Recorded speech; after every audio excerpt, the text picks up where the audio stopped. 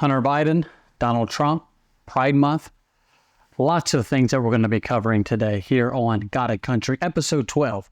We are so thrilled that you can join us, and thank you. It's hard to believe that we're already 12 weeks in to God and Country.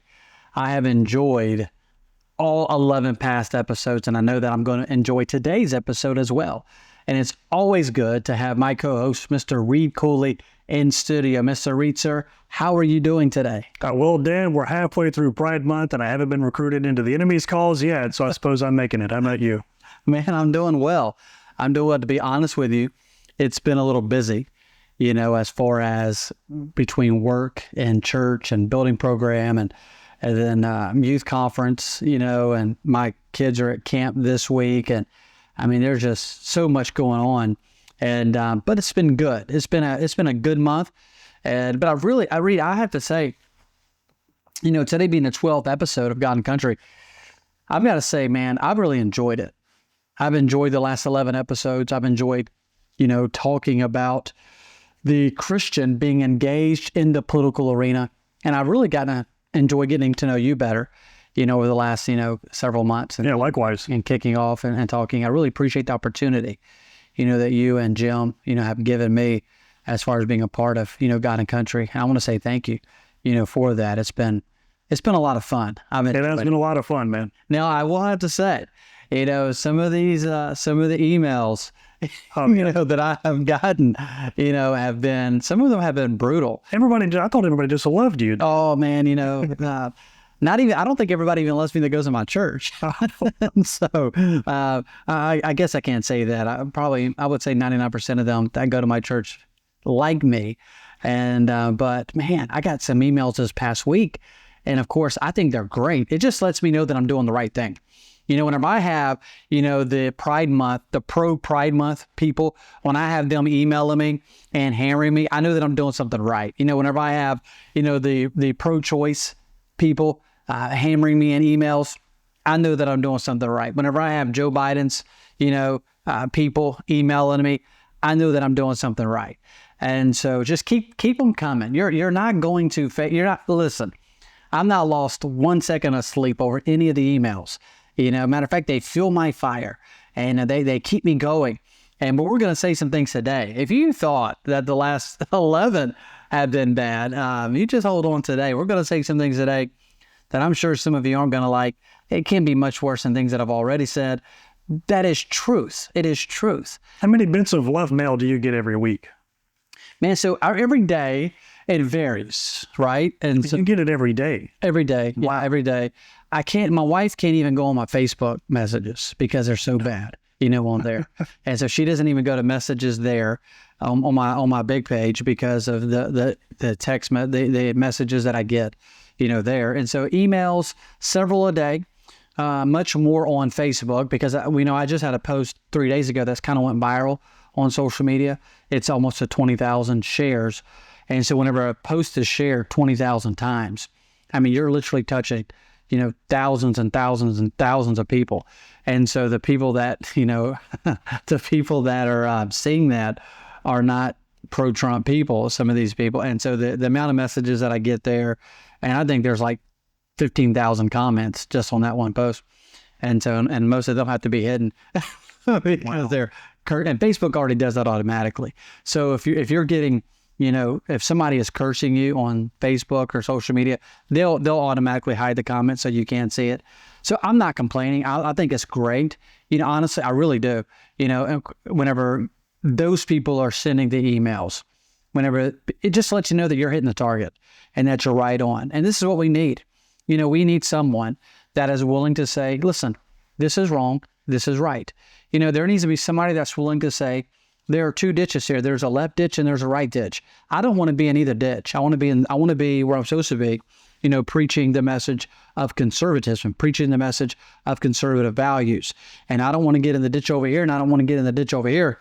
I want to remain steadfast for Christ and unmovable, always abounding, and so preaching the message of truth. And if somebody gets mad about it, then it's okay. If somebody doesn't like it. But I will say this, Reed, that the amount of messages that we get, that are encouraging messages way surpass the other. And so the phone calls, the text messages, the messages on social media, the emails, they surpass way more. And so a lot of people are really excited. They're thankful for God and country that someone is willing to stand up and speak truth to power and say what is right and what is wrong. And so a lot of people have really liked that. And so that's a good thing. And so that's that really does encourage, especially whenever you have people like today. I was walking around in that convention center. Somebody walked up and said, "Hey, you don't know me, but I watch your God and Country show with you and Reed." And I didn't know them at the time. And then another person came up and said, "Hey, I really appreciate you. A long time ago, I was saying some things about people running for office. This gentleman, I don't even know him, met him today for the first time. He's like, I ran for office because of, you, because of a message that you put out, about Christians engaging. He's like, I ran for office. I won. I'm now a supervisor." And so that was really unique getting that today. That happened today. And so getting those messages really. Any of them tell you need a new co-host? Do what? Any of them tell you need a new co-host? Oh man, they like you. Oh, okay. They yeah. like you. Sure they do. Yeah. Even with your libertarian roots. Oh yeah. And lowercase L, not uppercase L. They love that. I'm full libertarian, not Chase Oliver. One guy asked me if he said, "Hey man, what's that guy's name that co-hosts with you?" I said, "Mr. Reed." He said, "Does he believe in UFOs?" I was like, "Man, not only does he believe in UFOs, he has seen them." And dude, are you serious? Oh yeah, because of that shirt you wore. Did you tell him that really? No, I'm picking. Of course I did. Okay, I did tell him that, but I was just picking, of course. I don't know if you believe in UFOs or not. You never told me. You just wore the UFO shirt. And so my point is, I think that I know that there's a need for what we're doing. And today being the 12th episode, I think is great. And I'm back once again. Thank you for letting me, be a part of it. I really do appreciate it. And we just need to continue hitting and pushing and doing everything we can because November's coming. November's coming. And I believe that in November, we're going to see a red wave. I believe we're going to see, I believe we're going to take the House, the Senate, and the White House. I really believe that. I believe we're going to take all three. And I know some people don't believe that. Some people think that we'll potentially keep the House, probably won't take the Senate, and we'll win the White House. But I think we're going to take all three. Personally, I think we're going to sweep. I think people are getting fed up with what's happening in like New York, and people are seeing this and they're like they're seeing it for what it is. People are getting fed up, of this Pride Month being shoved down our throats every single time you turn your head around. People are getting sick and tired of this transgender garbage that these people are pushing. This agenda. People are getting sick and tired of hearing about these schools allowing some of this, these books and some of this filth to be in some of these schools. People are starting to wake up, and I don't think it is too late. I think that, anytime you begin to wake people up, I think is good. I think it's good. So I don't think it's too late. And, but I do believe we're going to take back the House, the Senate, and the White House. Oh, you're right. There's one thing I do like about Pride Month, believe it or not. There's one thing I like about Pride Month every year, and that's that it tells me exactly which companies I need to be boycotting, or exactly which companies or what streaming services I need to be unsubscribing from. It tells me who not to be giving my money to, right? Right now, the example that stands out to me by far the most is Disney Plus. Now, I canceled my Disney Plus subscription a long time ago, right after they fired Gina Carano, the pro-Trump actress who was on The Mandalorian, right? But there's a new Star Wars show out called The Acolyte. And I unplugged myself from all things Star Wars some time ago. But what some of the actors said who were playing on this show, it blew me away. Just how much of a mask-off moment I think it kind of was. It's called The Acolyte. I don't really know what the show is about. Like I said, I unplugged from Star Wars a few years ago because it's all captured territory at this point. The left took over Star Wars. They're turning it into just a leftist propaganda at this point. But I did see a clip. So you was big into Star Wars? So I have gone. I love Star Wars all throughout my childhood, all the way back to The Phantom Menace, which came out when I was in kindergarten. And I loved Star Wars as a kid. It was what I grew up watching, and as a kid, it's what I enjoyed. I don't think I've ever watched Star Wars. Maybe just a few minutes of it. Why am I not surprised? Isn't there a one that looks like a big mock or what? Isn't there one that's like he's a brown figure? He's really big. It looks like a big mop. Is that what you're saying? No, like a Jar Jar animal. Are you talking about Jar Jar? Oh no, you're talking about Chewie. Chewie, yeah. Chewbacca. Yeah, Chewbacca. Chewbacca. The Wookiee. That's yeah, right. Chewbacca. Is he on Star Wars? Yes. Okay. Yes, I knew I was gonna Chewbacca's a mix prominent and major Star Wars character. Yes. Okay, good. He's a Wookiee. He travels with Han Solo, right? So he's from the original trilogy. He goes all the way back to 1977. I loved Star Wars as a kid, man. And there's a part of me that still likes what Star Wars used to be, but I had to emotionally detach myself from it for reasons just like what I'm about to explain. So last week, there were two of the young female actresses who are playing in the new Star Wars series, The Acolyte. They did an interview, and these two actresses they vowed to make this new Star Wars TV series the gayest thing Star Wars has ever put out. They used those words. This will be the gayest thing Star Wars ever put out, and it didn't end there. One of those two actresses also went on the Trevor Noah show. I think Trevor Noah was on Comedy Central today. But one of these two actresses went on TV with Trevor Noah and said that making white people cry was the entire point. So, like, imagine taking out the word white and replacing it with black. Like, imagine if you and I came on God and Country and it said something as insane, as evil, as making brown people or making black people cry is the whole point. We'd rightfully be a CNN headline within the next 5 minutes. I mean, we would be dragged over the coals for it, and rightfully so.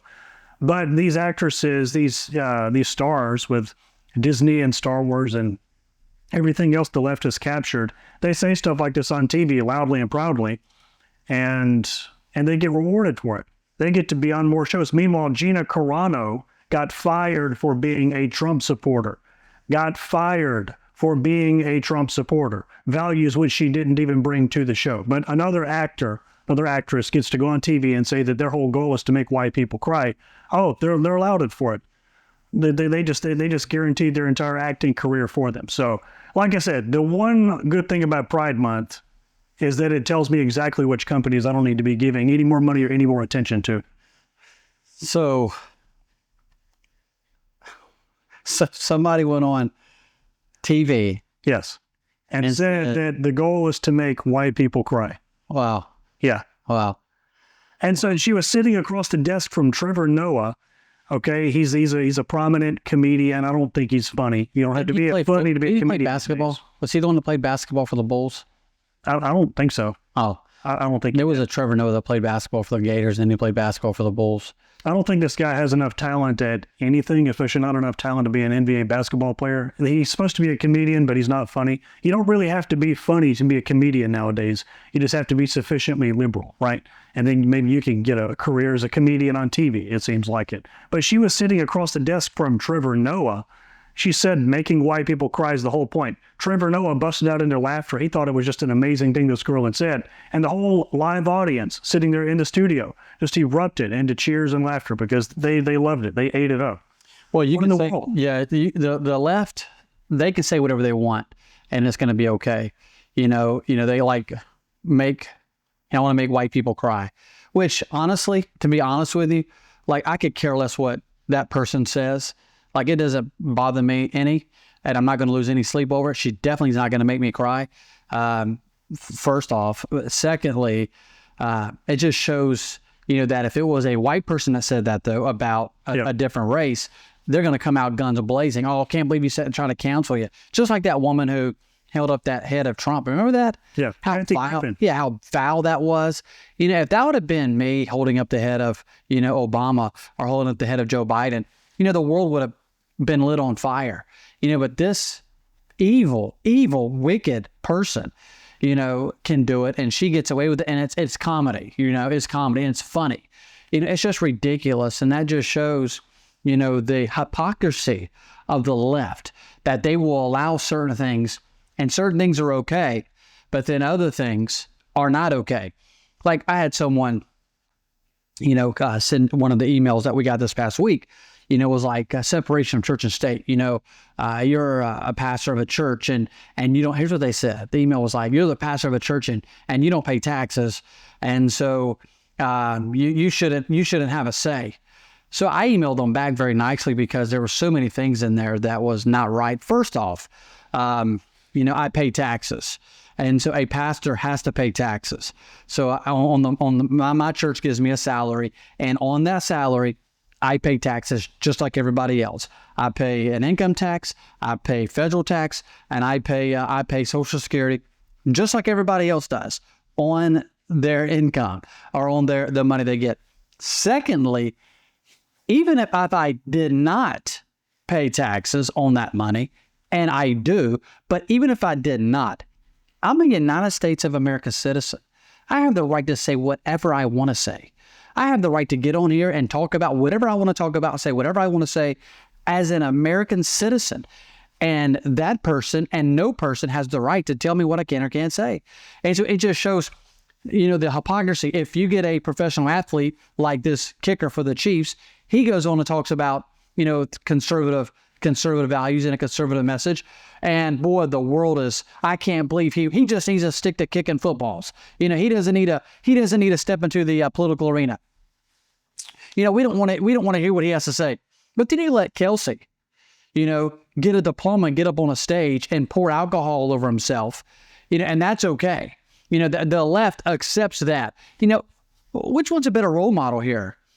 The kicker who is promoting good Christian values, or Travis Kelce who gets up on a stage and he dumps alcohol all over himself? Now, listen, I'm proud that the man got a diploma and graduated. I think that's good, but that's not setting a good role model.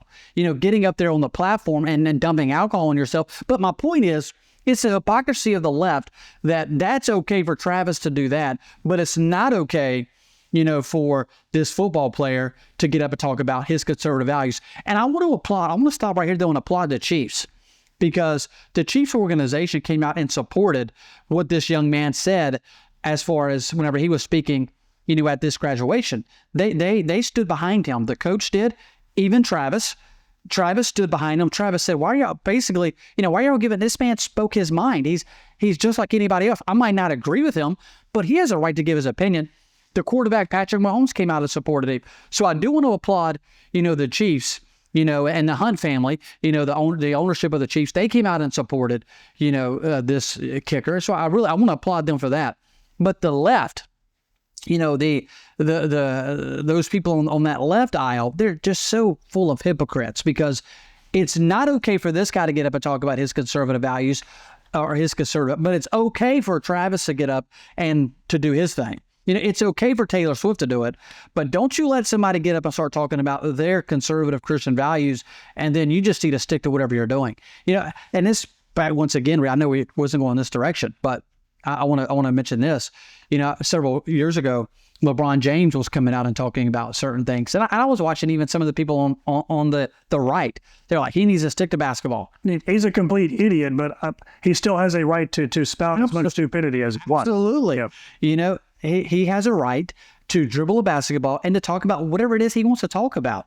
He is an American citizen just like I am, and I pastor a church. I could come on here and talk about whatever I want to talk about. I work for the Public Service Commission. I could come on here and I could talk about whatever I want to talk about. Now, LeBron James, he plays basketball. He can get on and talk about whatever it is, that he wants to talk about, which is important. And the reason is because we are citizens of this great country. The left has a voice and they can use it. The right, we have a voice and we can use it. And so we just need to make sure that we're using our voice. And that's one reason why I like God and Country so much, is because we're using our voice. We're getting on here and we're talking about conservative values, the conservative message. And so I just want to say this to each and every one of you. If you haven't already shared, God and Country, I want to encourage you to do so, because that's how we get out our messages, by working together. We're in the middle of Pride Month, and it doesn't take long of scrolling social media and you see nothing but just horrible stuff, and these men, and I know that not every homosexual gay person, is for walking down the street naked in front of right. kids. You can talk to some homosexual people who will say, look, they're gay, but they cannot stand what's being done to kids, right? And it's refreshing to meet people like that who still have, at least one foot in reality. Yes. And they're anti what's happening, right? They're totally against it. I can't agree with their lifestyle, right, but I'm glad that at least there are some people in that community that is saying, what are we doing here? I mean, this is insane. This is just insane. I was watching someone sent me the other day, a small 15-second clip, of this parade. And I'm not even sure where the parade was at. Maybe California. It was not in Mississippi, but it was somewhere else.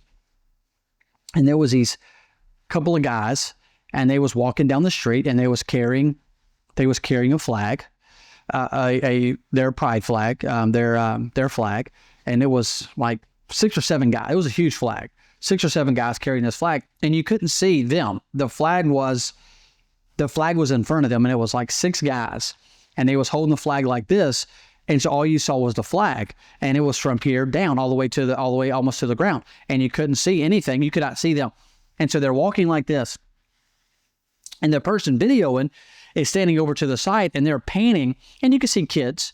There's a bunch of kids over there, and there's people behind these guys that are carrying this flag, and there's people behind them, and they're carrying flags, and they're throwing out stuff, and there's some people playing music and stuff like that, and then on back behind them was some floats, and you could all see this in about 15 seconds. Whenever the video pans back like this, and the video gets over here around that flag, and it looks back that way, you see that every one of those guys are completely naked. Yeah, I had a feeling we were going to, yeah. Thank goodness I haven't seen whatever video this is, but I'm not surprised. Reed, there was kids running up and down that street. Now, thankfully, it wasn't one child is too many. There wasn't a bunch of children. There was a few, 4 or 5, 6. One's too many. They try to make it look, oh, look at this parade. It's so family-oriented. Family-oriented. And what the news media will show, they'll just show the front of these guys carrying the flag. They'll show the kids running up and down. They'll show the people throwing the beats. They'll show the people playing the music in the background. That's all the media will show, because they can't show the truth, because the truth does not allow it to play on TV. The truth, you cannot play that 15-second clip that was sent to me. You cannot play that on TV. And the reason is because they won't allow it. They'll get in trouble, because you can't play nudity on television like that. You can't show that on WLOX or WXV.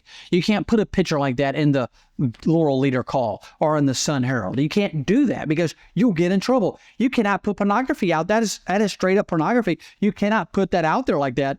And I'm sitting there thinking to myself, what are these people thinking?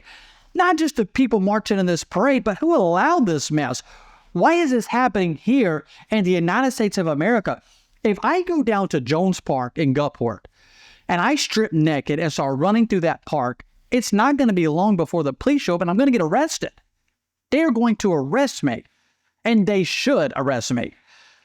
But you got these people marching all because it's Pride Month and it is this parade, and we're showing how proud we are, to flaunt our sin in front of the world and to flaunt our nudity in front of children. Where's the city officials at? Where are the supervisors at? Where are the moms and dads at that are not throwing a fit in the streets? Why are parents allowing their children to attend this? It's unbelievable, Reed, to see that happening. So what do you think should be done, Dan? So I think right then and there, the sheriff should arrest every single one of those people. Listen, they have a right to have a parade. Look, if they go get the right paperwork, they can have the right to have their parade. I'm not going to say that they can't have their parade. I'm not going to say that they can't have their parade, because if they go get their ordinance, get their permits, they can do whatever parade that they want to do. But marching down the street naked like that, every one of them should have been arrested. Right then and there. The police officers should have arrested them. The sheriffs should have arrested them. Every one of them should have been arrested. All 6 of those men walking down that street nude like that should have been arrested. Everybody in there that allowed it should have been arrested as well, for so many different reasons. And so that's what should have happened right then. They should have been arrested. Now, I hate to say this, but if I'm in charge of giving out the permit, I'd have denied the permit. There's no way that I'm going to allow that to happen. So that goes back to even that point. I remember back in Kentucky several years ago, there was 2 homosexuals went to go get married. And there was this lady that was working there. She refused to sign their... It was Kim Davis, right? She refused to sign their marriage license. And I applaud her. Now, I've got some different opinions on marriage when it comes to marriage. And especially when I think the state needs to get out of that. I don't think that we should have to get a marriage license from the state. The fact that the government is so involved in it accounts for so many of our problems with marriage right now. I agree, and the state shouldn't be in that business anyway. But I applaud this lady for saying, no, I'm not going to give. First off, that's not even marriage. 2 men, that's not even marriage. 2 women, that's not marriage. Marriage is 1 man, 1 woman. That's how God ordained it from the beginning. With the openness to procreation. And so my point is, whenever this lady said no, she had that right to say no. If someone comes to my church and wants me to marry them, and there's 2 gay guys or 2 women, I'm not going to do it. You say, well, they're going to take your license away. Take it away. I'm not going to do it. We'll shut the church down before I start doing that mess.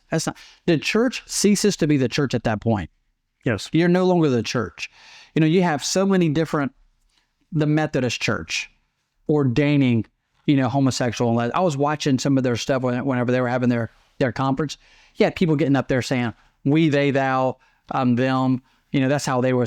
These are my pronouns. I'm like, what is this mess? And you want to call yourself the church? Listen to me very carefully, those of you that attend a Methodist church. If I was you, I'd be screaming from the rooftop that that's garbage and straight out of the very pit of hell. I would not have any part of that. The church ceases to be the church whenever you start allowing all of that to happen. And so my point is, you need to break away from that mess. You need to find you a real church. Whenever the church is up there and they're allowing that to happen, that is not the church. And so if you come to me and your 2 men want to get married, it ain't happening. There was a baker, that they pretty much lost their bakery because they refused to do a cake for 2 homosexuals. They have that right. Just like a baker has the right to refuse to making a cake for a man and woman. America was built on the idea of voluntary association. You can choose to associate or disassociate with other people freely, right, as you choose. Alexander de Tocqueville talked about this extensively. He talked about how the voluntary association was something that was so unique to the American experiment in the early decades of our country's history. And now we've turned our back on that principle to such an extent that now, just like you said, if a person, a private business owner, like for example, a baker, does not want to associate with potential customers, meaning to make their cake, he might very well have his life ruined, not just his business taken away, but his life and his reputation ruined well beyond that point. So there are just so many early American principles that we've completely turned our back on. And the basic principle of the voluntary association, right, is most certainly among them. If you go to a baker and you're 2 gay guys and that baker says, no, I'm not going to do the cake. Just go to another baker. Go to another baker. It's that easy. That easy. That easy. If my wife and I got married 17 years ago. Wow. And coming up on 18. August 12th will be 18 years. We went to our baker. And you didn't order a same-sex cake, did you? We did not. Okay. But they did our cake. My cake was Krispy Kreme donuts. They built a pyramid out of Krispy Kreme donuts, and that was my cake. What kind of donuts? Looks like you've been sleeping well. Megan, he's back. The My Pillow guy. And you're looking good. Still feeling good. Well, just when you thought it couldn't get any better, we've got the best pillow ever, My Pillow 2.0. Wow, it's so soft and smooth. It's cool to the touch. How did you do that? Well, we took My Pillow's patented fill and combined it with this new technology that we didn't have back then when I invented My Pillow to bring you the best pillow in history, My Pillow 2.0. Just like all of you, I never imagined that My Pillow could get any better. That's why I haven't changed it in nearly 20 years. Then I heard about a revolutionary new technology, and I knew I had to bring it to you all. My Pillow 2.0 is truly the next generation of My Pillow. The My Pillow 2.0 is cooler and softer than the last My Pillow. It is so comfortable to sleep on at night. I look forward to going to bed, and I wake up well rested in the morning. Sleep is all about temperature and height. My Pillow 2.0's patented adjustable fill is going to give you the exact individual support you need from your head to your bed. And now here's where it gets even better. We've all experienced those temperature-related sleep interruptions where you get too hot, you toss and turn, you flip your pillow over to the cool side. Well, all that's gone with my brand new MyPillow 2.0 cooling fabric that's made with temperature-regulating thread. The best sleep just got even better. Whether you have a MyPillow or not, you need to get the brand new MyPillow 2.0. Call or go to MyPillow.com now. Use your promo code, and for a limited time when you buy one, you'll get a second one absolutely free. You're sleeping even better. And cooler, too. And you're looking good. Feeling good. I knew you would. Visit mypillow.com. Glazed. Glazed, okay. Yeah. Chocolate covered cream filled would be the way to go. Yeah. My point is that baker could have said, nah, we don't do weddings like that. She has that right. And you know what I would have done? I would have went to another baker. I would have said, really?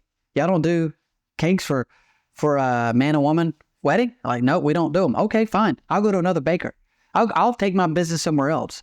And so it goes back to, we live in America, and you have a right, or you should have a right, to refuse to do a wedding. You should have a right to refuse to bake a cake. You should have the right to refuse service to someone. Me and my son was driving down the road, and we went to this store up on Highway 49, and on the store it had no shoes, no shirt, no service. It also had no hoodies were allowed in this store. And my son asked a question. He said, how can that store refuse service like that? How can they say no shoes, no shirt, no service? How can they say no hoodies allowed? I said, well, son, we live in the United States of America. That store is a private store. They have the right to refuse service whoever they want to. If they say that you can't come in their store without shoes on, then put on shoes or go to another store. If they say that you can't come in there without a shirt on, then either put on a shirt or go to another store. If they say that you can't wear your hoodies in there, well, when you go in there, don't wear your hoodie. And so that is the rules of that store. And if you want to go to that store, then you have to abide by that store. And that should go into every area of our life. If you want to come to America, abide by the laws of America. If you want to come here. So my point goes back to, whenever you get into Pride Month, these people are not going to stop until they shut down every single thing like God and Country, every single show like God and Country. They're doing everything they can to cancel Tucker Carlson. They're doing everything they can to cancel men and women that are standing for our conservative cause. They get mad and they start hollering and screaming about it. They don't like the fact that I said that grown men shouldn't be walking down the street naked. Well, you shouldn't be. What kind of pervert are you that you're going to walk down the street naked in front of a bunch of kids that you don't even know? I have 5 children. Man, I don't even walk in front of my children without a shirt on, and they're my children. I make sure when I come out and my children are here, I make sure that I am dressed and that I have on a shirt, that I have on either shorts or pants. I don't come walking out here undressed in front of my children. I have 3 little girls and I have 2 boys. I just cannot even fathom, coming out undressed in front of them. That does not even compute to me up here. And to go walking down the street naked in front of little boys and girls, that doesn't even compute up here. Those guys, they're long gone. You're talking about perverts, mental issues. I have to get stopped. So what do we need on a larger cultural level then, Dan? What do you mean? Well, so I asked you a few minutes ago, what should have been done in the specific instance of that parade? And you gave a very good answer, in my opinion. I agree with you 100%. The sheriff should have arrested all those men naked in that parade, and the permit should have never been given in the first place. I totally agree with all of that. But I guess I want to address that same question more macroscopically, or on a larger level now. What should be done on a larger cultural level, and how do we do it? Does it happen by people just like me and you starting shows like God and Country and engaging the culture? Does it consist of some other kind of approach, like a grassroots politics approach? We can't really abandon the culture altogether. So what's your proposed solution as to how we confront stuff like that in the political arena? So I think you have to hit it from every angle. But the first thing you have to have is you have to have people that are willing to obey the law. You have to have police officers that are willing to enforce the law. I guarantee that, and I'm going to do this. I'm going to go find that where that county was. I guarantee that they have laws on the books against nudity. I guarantee that you cannot go walking down the street any other day of the week in that county or in that city naked in front of the whole world. And so if you start applying the law that nudity in open public is wrong and you will be arrested, and you start arresting people, if those 6 men would have gotten arrested and that parade shut down, the next parade, there are going to be a lot of people, you know what, I was going to walk naked down the street, but I'm not going to anymore because in this other county over here, they arrested them. And so if you let that start happening, you'll see a lot of this stuff start shutting down. So then it goes back even a step further. If you have sheriffs that don't want to apply the law, well, then vote that knucklehead out. Vote that sheriff out. Put a sheriff in there that obey the law of the land. And so it goes back to grassroots. It goes back to messaging. It goes back to people engaging and people getting involved. And so whatever county that is, you find out whatever county that is, ask the sheriff point blank, how come you didn't shut it down? How come you're letting grown men walk through the streets naked in our city in front of children? And if that sheriff doesn't have a good answer, or if, in my opinion, it's already too late, maybe he didn't know what's happening. I don't see how that's even possible, but maybe, I don't know. But vote him out. Put somebody in there that's going to obey the law of the land. You start putting in good sheriffs, I guarantee, Reed, that if that were to happen in Harrison County, I guarantee it, that parade would have been shut down. See, you remind me of something else that I saw last week, which maybe disturbs me even more. This was a specific instance in the state of Oregon, of all places. So this wasn't as a part of a parade. There was a naked man walking through the neighborhood, walking through a particular neighborhood there in the state of Oregon, and he walked on to another person's property while this man's little boy was out in the front yard playing. And so this little kid is in the front yard playing, and a naked man walks onto his property, trespasses on his property, and starts talking to that little boy. Well, what did the father do? The father obviously confronted him, right, as he should have done, and he called the police. The police arrived, and the police officer explained to that father on camera, "Sir, I can't arrest him because he hasn't really broken the law." And the father said, "What do you mean he hasn't broken the law? He walked onto my property and he was butt naked and he started talking to my kid. Why hasn't he broken the law?" And the police officer just gave one of the worst answers I've ever heard to any question ever. He said, "Well, unless it's done for the purpose of sexual stimulation or sexual gratification, then walking around naked in public isn't really breaking the law." And I was shocked. I pulled the phone away from my face for a second, and I thought, perverts, presumably pedophiles, can walk around neighborhoods, at least in the state of Oregon, walk onto your property and start talking to your little kid while you're standing there butt naked, and the cops won't even do anything about it. Like, what are they thinking up in the state of Oregon? What kind of other laws do they have on the books that apparently allow for this? And if there aren't some of the kind of laws that's somehow allow for that, then why aren't the police officers, or at least this one police officer, enforcing laws against public nudity, trespassing, things which we all understand to be crimes? Reed, I don't have it. It's unbelievable. Yep. That some of that's happening and going around. It goes back to the Christian being engaged and know what's happening and know what's going on, and engaging in this corrupt world. Unfortunately, there's corruptness everywhere. And so many Christians have been asleep way too long at the wheel, and they haven't engaged and been involved. And when that happens, we have situations like this. You know, there's situations like this happening all over our country, and it's because the church has been silenced. You see, the church has to get outside of those 4 walls. You know, I'm all about attending church. I attend church often. I think the church ought to meet. I think the church ought to come together. But the church has to get outside of those 4 walls. We have to get into the communities.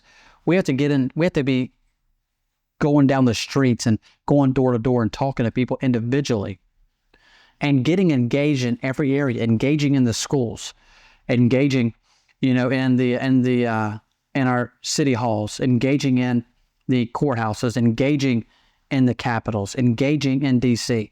Christians engaging in what's happening and know what's going on. And whenever you have corrupt men and women in office, and there are quite a few corrupt men and women in office, well, whenever you have that, you put good people in. You work and you vote them out and you put good people in. And I guarantee that if, whatever this was at in Oregon, if they had a good sheriff or a good chief of police, this police officer or this sheriff would have been fired almost immediately, because nowhere should anyone be allowed to come up on your property naked and confront your children and that be okay. and that not be an arrestable offense.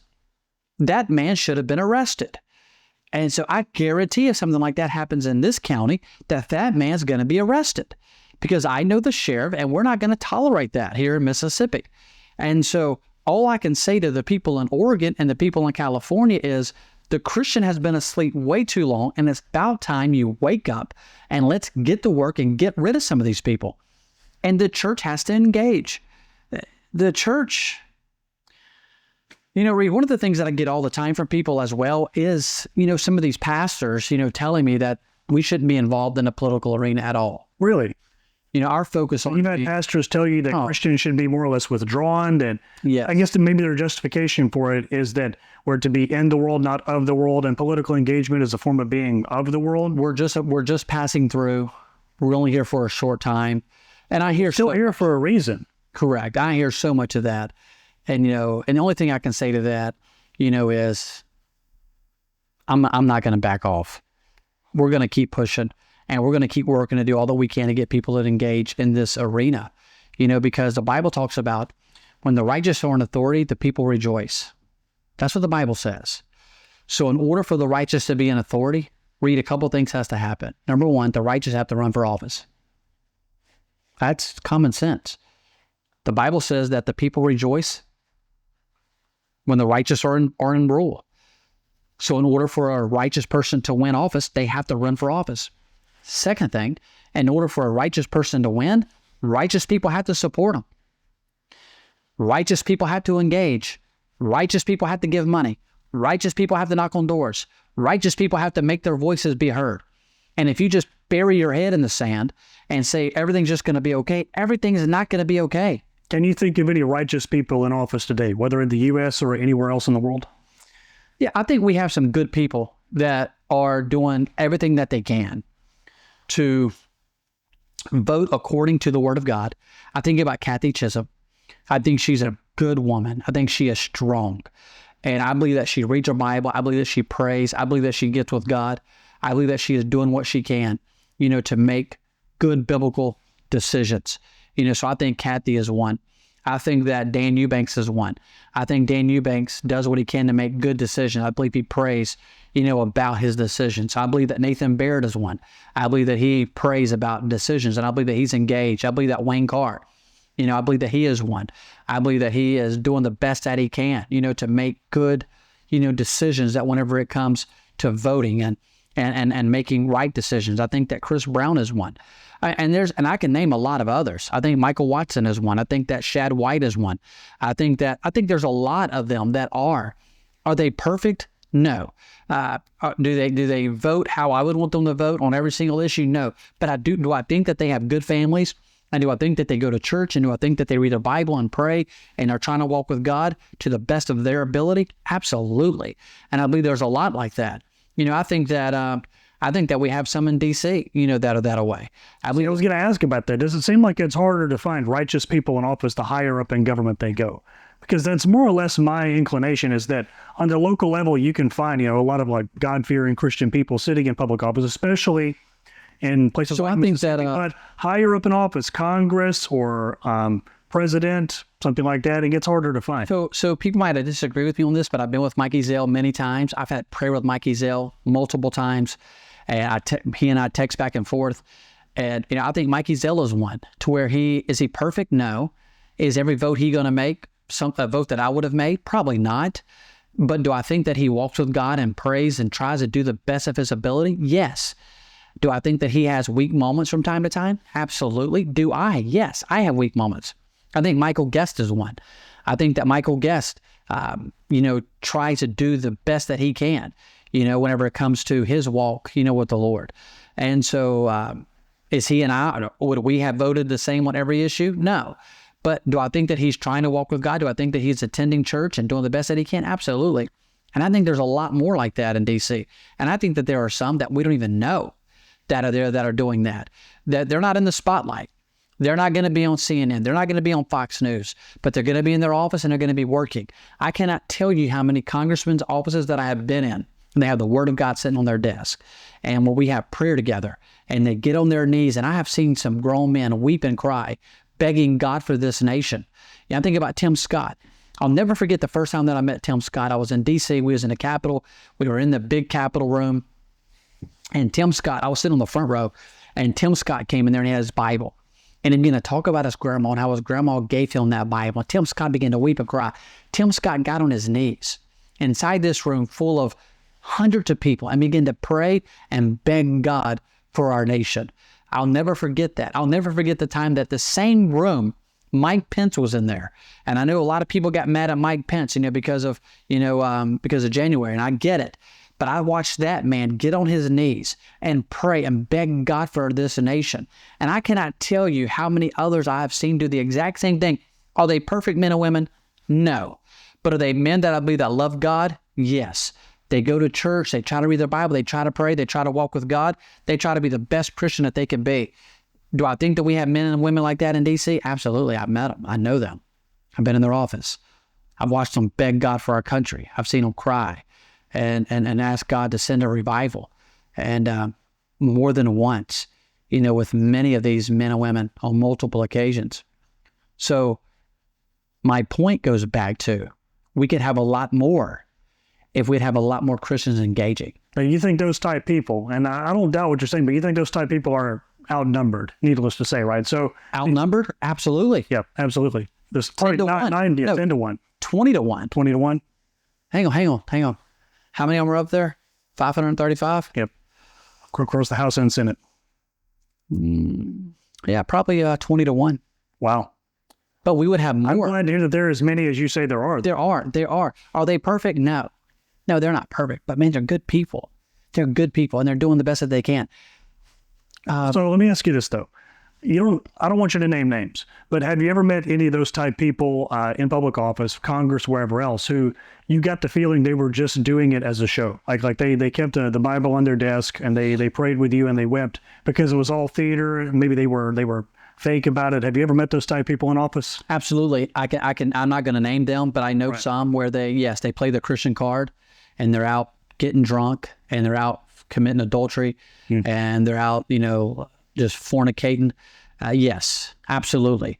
And I know there's been several like that, to where they play the Christian card well, but then as soon as you get away from them, you wouldn't know that they was a Christian, because of how they were living their life. So yes, I do know some that would do that, but the ones that I'm talking about, and no, some of these guys in DC, like you can feel it when you're in the room with them. Absolutely, because I was walking down the hall in Rayburn. I think it was Rayburn, and I was walking in the hall. I text Michael Guest. I put a picture on Facebook. I was in DC. I didn't tell anybody I was going to DC. I was going there for a meeting. I was going to be there for like 36 hours. I just flew up, was flying right back home. I put a picture on social media. Michael Guest texts me, "Where are you at?" And I told him where I was at. He said, "I'm walking here. Meet me here." So I'm walking down. So I ran over there real quick. I'm walking down the hallway. He's walking down the hallway. He's headed to a meeting at the Capitol. I'm headed back to a meeting, at another spot. We meet. We're in the middle of all of these people everywhere. It's me and Dr. Chuck Harding. It's Michael Guest and his chief of staff. And while we're there, Congressman Guest goes, "Hey, before we go, can y'all have a word of prayer with me?" And right there, in the middle of everybody, we're there, our heads bowed, we're crying out to God, asking God to help us. My point is, there are some that they are bold about it. They are bold and out front about their faith. And I'm thankful for those people. That goes back to the Christian. There would be more if more of us would get engaged and get involved. It's a lot easier to accomplish good when you have a lot more people working to accomplish good. So if you've got 100 people trying to accomplish good, you're going to get 100 worth of good. But if you've got 2 or 3 people trying to accomplish good, well, then you're going to have 2 or 3 worth of good. And so that goes back to that. We just need more people. We need more Christians to pick up. More righteous people running for office. Absolutely. Or not maybe more righteous people running for office, but more righteous people engaged. engage. And to be clear, and know what's happening. that could look like running for office, but it could look like working as a chief of staff or a communications director or something like that for someone else in office. Correct. A good bit of advice there, because a lot of those people you're talking about, these members of Congress who are outspoken about their faith, they're in a snake pit, man. They are. As soon as they take office, I mean, the snakes are coming. So they need a couple of other good Christians around them working in their office, giving them good, sound advice about how to navigate the snake pit, right? Would you Absolutely. 100%. And Reed, it also looks like this, writing them a letter, encouraging them. It also can look like this, making a phone call, calling their staff and telling their staff, hey, I want you to know I don't need anything, but you let the congressman know that I'm praying for him today. Sending him a text message, I don't need nothing, but I want you to know today that I'm praying for you. You know, sending the governor a message, look, I don't need nothing, you know, but I want you to know that I'm praying for you today. You know, it could look like attending a political event. You know, July 11th, we're going to have a big Trump rally down here on the coast. Attend the Trump rally, you know, be there, you know, come to it. And that's part of that engagement. You know, go to your church and get people engaged as far as voting, going and voting. That's part of that engagement. You know, so there's so many things that you can do. You know, sharing Facebook posts, you know, sharing this show, you know, with your friends and your family. That is part of that political engagement. There are so many things that we can do. Unfortunately, a lot of people have been into this lie that in order to make any type of good, I have to have a lot of money. That ain't true. You know, sharing a Facebook post helps. Sending a text message encouraging someone It helps. costs $0. Listen, even if you don't agree with them every single time, that's one of my holdups that I have with a lot of our strong conservatives. And I don't want to make any of you mad, but let me just say this. All because you have a disagreement with someone does not mean, number one, that you write them off. And number two, it doesn't mean that you don't pray for them. And number three, it doesn't mean that you don't attend events where they're at and you try to talk with them. If you just completely shut them out and have nothing to do with them, let me ask you a question. How much influence are you going to have? Zero. Zero. If you don't learn to not just punish people when they do wrong, meaning like punish your elected representatives when they do wrong, but reward them when they do right, you're not going to get very far. Absolutely. Your ideas aren't going to get anywhere. Absolutely. I was having a conversation with a guy. I had lunch with a couple guys a couple months back now, and we were leaving. And I said to one of the gentlemen, I said, listen, like, we can't always just hammer our elected officials whenever they do something that we don't like. Like, I see them constantly hammering these guys. They made a bad vote on social media, blah, blah, hammering them. Well, if you're going to hammer them for making a bad vote, then praise them for making a good vote. Yes, carrot and stick. Absolutely. And so many times, you know, you cannot, I don't think you can go back on my social media. Well, you could last election cycle, but you really can't find too many people. There might have been one or two people that have really hammered on social media, but you can't really find much more than that, where I have hammered individuals. If one of my elected officials, if there's a vote that I really want him to take, I'm not getting on social media. I'm going to call them directly. I'm going to go sit down with them in their office directly. Look at them face to face. They love that. They love to have a conversation with you. At least most of the ones that I know. 99%. Most of the ones I know don't. Well, I'd love to know what elected representatives you're meeting who love talking to their voters. I need to introduce you to these people because, you know, the ones that I know, I mean, we have a good relationship. I mean, do we agree on every issue? No. But Reed, you and I don't agree on every issue. And we've been doing this show now for 3 times, and we've not had one knockdown, drag-out fight yet. You know, and we disagree on, you know, like you like Star Wars. And you like, what's that other show you want me to watch? It's a boom series, man. The Lord of the Rings. Oh, I thought it was a movie. Well, it became 3 movies later. Okay. Yeah. So, and the way you were talking 20 minutes ago about how we're put on this earth for a reason to fight and engage the arena, that makes me realize you would love The Lord of the Rings, man. I don't want to spoil too much, but deep down, that's actually what it's all about. It's Tolkien's theology about man's purpose on earth transposed into high fantasy. You'd love it, dude. Well, one day, you know, I'll sit down and one day I'll sit down and maybe read a chapter of the book or watch a few minutes of it. But my point is, it goes back to, listen, if you want to hammer them, fine, hammer them. Whatever floats your boat. But if you hammer them for a bad vote, then praise them for a good vote. Because if you don't, then you're just like the left. You're a hypocrite in my eyes. Yep. You know, you want to be this big, strong conservative on social media, and you're going to hammer whenever they make a bad vote. But when they make a good vote, you're silent. It's crickets. In my opinion, that's wrong. That's wrong. You remember the people during Trump's first term in office, they were Republicans, and they would completely write Trump off because they disagreed with him on one or two policy areas. He supported one bad piece of legislation, and then suddenly they were anti-Trump. The example that stands out to me is like, he supported red flag laws at the behest of Lindsey Graham and Dan Crenshaw. I can't stand red flag laws. I think that was one of Trump's major policy mistakes. I'm still pro-Trump. I'm still going to bag Trump. I'm still going to enthusiastically vote for him in November and do whatever I can in the meantime to get him elected, because he is by far the best option our country has for the office of the president, right? But I've seen these other numbskulls who Trump does one or two bad things they dislike on policy, and suddenly they're anti-Trump. Suddenly they're ready to throw Trump out completely. They're ready to throw in their lot with any other Republican they can get their hands on because of one or two policy differences. And if that's how you engage the political arena, once again, you're just not going to make it very far. Yeah, unfortunately, that's where a lot of people are at on both sides, really. You know, we're gonna throw the baby out with the bathwater. You know, we're just gonna get rid of everything. Now, there are some policy issues Like abortion. Yes, there's no ifs, ands, buts about it. Right. Right. We're not going to waver. If a politician is pro-choice, I mean, to me, that signals a lack of judgment that is going to contaminate their positions on so many other areas, right? So pro-choice is one of those issues that is a little bit of a deal breaker for me. Yeah. And so when it comes to Second Amendment, First Amendment, when it comes to the Constitution, there's some things that are unwavering, and we're not going to back off on. You know, we're not going to move on some of these issues. And I don't even like some of our Republicans moving on some of these issues as well. I mean, we just cannot move on certain things. Even whenever it comes to getting Trump elected, you know, in November, we can't move on that. We have to push forward, and we need to get him, you know, reelected.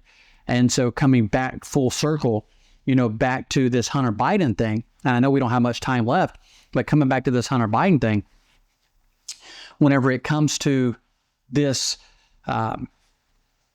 charge that came down, you know, this felony charges against Biden, and the judge found him, you know, guilty. All that's just a way so that they could try to say, see, it's working for both sides. Yep. You know, it works for Trump. You know, we're not showing favoritism. It works for Trump, and then it also works, you know, for here Hunter Biden is getting. Yeah, they're trying to legitimize Trump's conviction, is what you're saying, right? Absolutely. Well, there's no way Biden's DOJ is corrupt or one-sided, because even the president's son just got convicted, right? So yeah, that's what it's all about. This is a smokescreen designed to legitimize Trump's conviction, so to speak, at least in the eyes of those moderate, undecided voters, right? Yeah. And so that's all they're trying to do at the end of the day, is trying to legitimize. I mean, they're just trying to make that a legitimate, you know, felony, you know, thing against Trump. But at the end of the day, we know that it's not about that. At the end of the day, we know that they're just trying to make it look good for Joe Biden.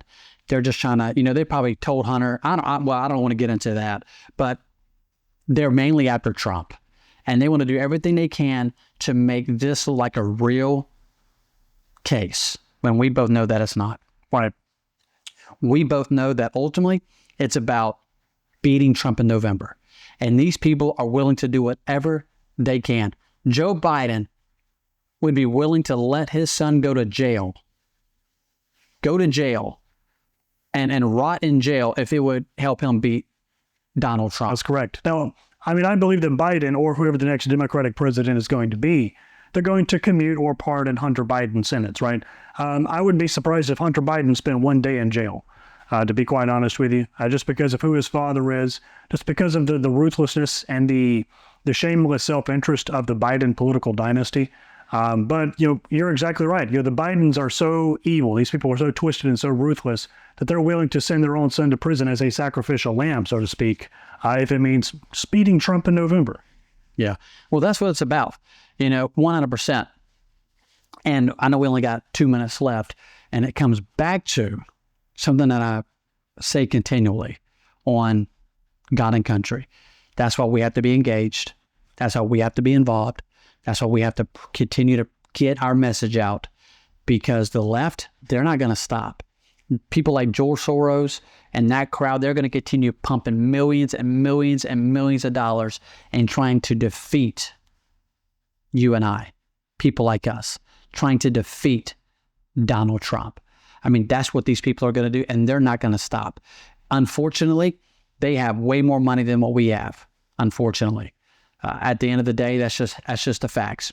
Unfortunately, they do have the social media platforms on their side, except X. You know, I guess we have a little bit of X, you know, Twitter. Unfortunately, they do have the majority of the media on their side. You know, whenever it comes to CNN, MSNBC, and even some of the Fox, you know, people. Unfortunately, they have all those people. So it's going to take people like us, you know, on God and Country and people, other podcasts like ours and other shows like ours, getting out our message and getting into the homes of these families and talking about things that, yes, people aren't going to like. And yes, people might get mad and people might send nasty emails and nasty voicemails and things of that nature. But block all that out and just keep pushing forward and keep moving in the right direction. And at the end of the day, Reed, I believe we're going to win.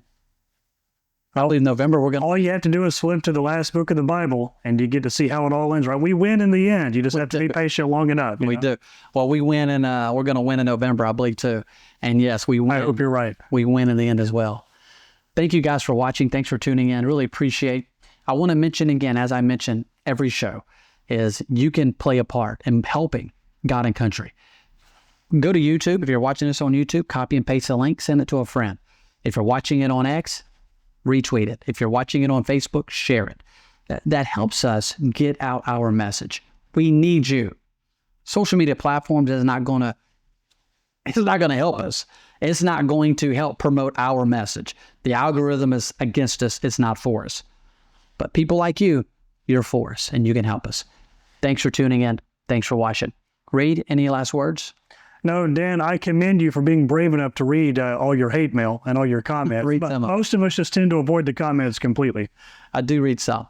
And someone sent me, matter of fact, a text last night. You need to go delete this post because you got way too much hate on it. And you need to go delete it. And so I'm like, no, I'm leaving it up. It's fine. It's fine. Thanks for tuning in. Thanks for watching. God bless you. And God bless the great United States of America. Hey, guys, it's Reed here. I don't say this about a lot of people, but I have to say Mike Lindell is a real patriot, and we could not be more thankful to him and MyPillow for sponsoring today's episode of God and Country. Remember, go to MyPillow.com and save huge on a great night of sleep by entering the promo code Midnight Ride. Thanks.